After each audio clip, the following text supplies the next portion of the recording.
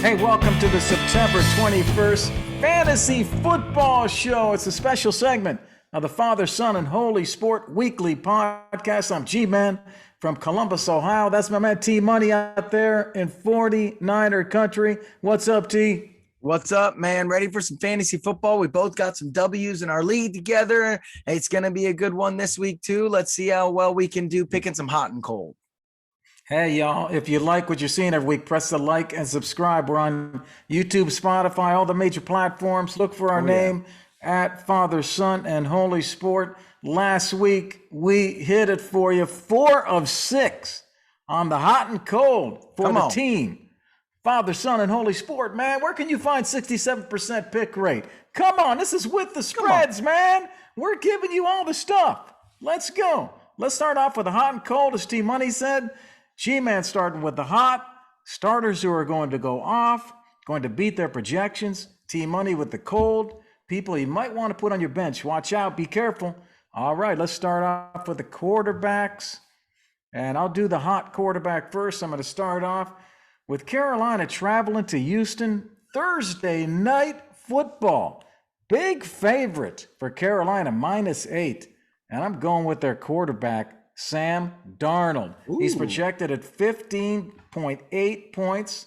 He was outstanding in New York, and he gets getting away from New York and getting away from Adam Gase. Adam looks like he's the guy that's holding people up, man. Darnold gets away. He sliced up the Saints defense. Yeah. The Saints defense that shut down Aaron Rodgers. Darnold sliced him up for 300 yards, 2 touchdowns. In week 2, man, I think he's a great fantasy play against the Texans. He's averaging 19 fantasy points. His projection is only 15.8. I think he's going over that. Easy. Going to be an interesting one. He hasn't been able to throw a lot of touchdowns and yards yet, but he's played a good game. So Texans defense is bad, so he could definitely do that. 15's an easy one for him. I think that's doable for sure. But that's what I was thinking. Yeah, I'll give you a cold one though. Aaron Rodgers, man. Aaron Rodgers versus San Francisco this week, projected at 18.7. Look, I know he had 26 points, but he only had one touchdown as like a push pass to Aaron Jones. Another one is a lob to Aaron Jones. Aaron Jones did all the work. And, it was a horrible defense he played in the Lions. This San Francisco 49ers team is not the Lions. That Nicky Bosa and that defensive line is for real. I think it's going to be a different day for him out there. And it's at San Francisco, a night game. I think he's going to struggle versus this team and not have a good game. It's going to look a lot closer to the Saints game than it did the Lions game. Hey, I would not be surprised if that happens, man. I can see you hit it. Hey, let's go to the running backs. Let's go to the hot and cold running backs. I'm going to start with the hot running back. I'm going to the Dallas-Philly game. We talked about it on Monday night. 52 is the over-under. A lot of points going to be scored. And if there's a lot of points scored, why not go with the guy that scored last week? I'm talking about Tony Pollard from Dallas, the running back, only projecting at 8.8 points. Come on. The guy had 23 fantasy points last week. He carried the ball 13 times, 109 yards, and a touchdown, and he caught 3 targets. So I think this is an easy one, man. Zeke gets his points. Zeke's still there. He leads the team in carries, but Pollard gets them again, and he gets more than 8.8 points.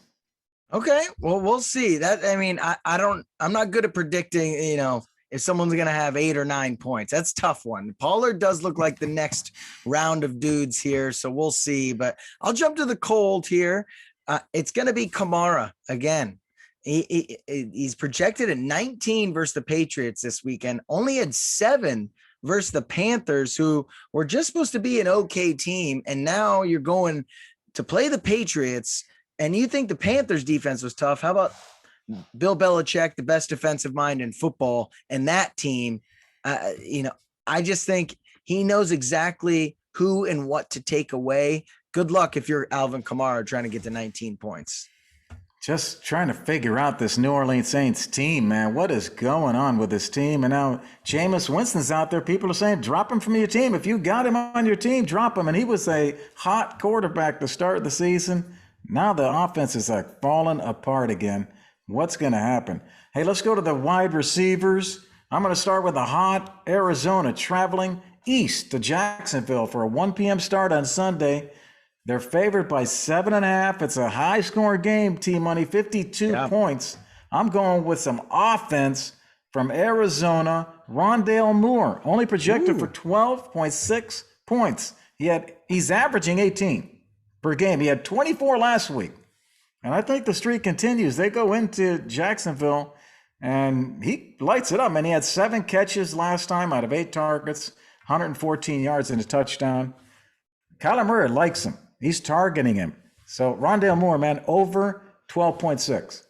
Yeah, I think that's an easy one. Jacksonville has the worst defense in football, so he does look good. Now, saying he averaged over 18 points a game when his last game, he's been 2 games, so let's pump the brakes. And then one of his games was an outlier game, so he's only got to beat 12.6. Let's pump the brakes a little bit on averaging 18 points a game. Okay. I'm not gonna call Rondale Moore freaking DeAndre Hopkins now. Well, that means he got 12 the first game, so he should be 12.6. Let's slow down. But yes, I like Rondale Moore. He's the next guy. Look for him on the waiver wire too, man. He's available in a lot of leagues. But let's go to cold wide receiver. Allen Robinson versus Cleveland, projected at 15.2. They played the Bengals this past week, and he only had 10 points. 10 points versus the Bengals, and he had a touchdown, which means he had 2 receptions. And oh my God, it was just horrible game. But the week before, he only had 9. Cleveland is better than the Bengals. They're going to control the ball, and they're going to control the ball longer. Their defense is way better with the QB situation up in air. Who knows who's playing? And if Fields plays, he might not have that connection. That doesn't help. I think it's another bad day, another bad start for Allen Robinson this season. Yeah, he's projected for 15-2. Man, I don't know what's with their offense, man. I don't know what's with their offense. Andy Dalton. Just not doing it, man. All right, hey, what do you think about any injuries? Got you thinking about some things? What are you seeing out there? Yeah, a couple injuries you want to highlight. Jarvis Landry is out. That is huge for Cleveland. Jarvis Landry was playing very well fantasy-wise. I loved his value. Baker Mayfield might struggle a little bit now. He's going to have to either throw checkdowns to his running backs because Odell Beckham might be back, might not. And even if he is, he's not going to be the same guy. So look for the tight ends, Hooper especially, to get big catches now. I don't know if I'd want any of those other receivers at this point. So look for that one. The other one I want to mention too, Tyrod Taylor going down. That's big for one of the possible value steals of this year, which is Brandon Cooks. Everyone was really low on him, even though he was the wide receiver 1 clearly with the Texans, but the man's averaging 20 points a game, and that's no fluke of 20 points a game. Gee, he's close each week to that. But now Davis Mills is starting, and that man is just not a good quarterback. 44% completion percentage this past weekend. Look for Brandon Cooks' average weekly value to drop here. Hey, good stuff. I love that stuff. Great job on that. Let's go to finish up here with the lemonade from the Lemons. Lemons are people that are less than 50% rostered who you guys don't seem to like, but we're going to tell you to go get these guys and consider starting them this week. I'm going to start off with someone that you're not going to be surprised.